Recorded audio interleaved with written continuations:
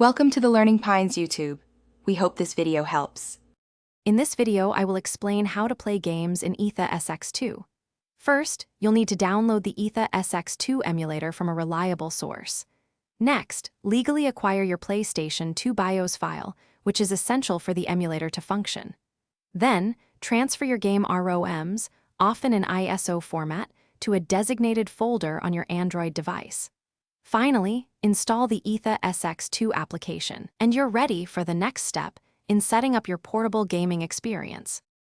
Once AethersX2 is installed, open the application and grant all necessary file permissions for it to access your storage. You'll then be prompted to select your PlayStation 2 BIOS file, navigate to its saved location and choose it. After that, add your game directory, where your ROMs are stored, to the emulator's library. Finally, take a moment to adjust initial graphics settings, like the renderer, to ensure optimal performance on your specific device.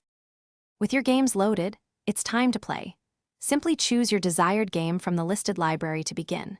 You can configure the on-screen touch controls to your liking, or for a more authentic experience, connect a Bluetooth gamepad.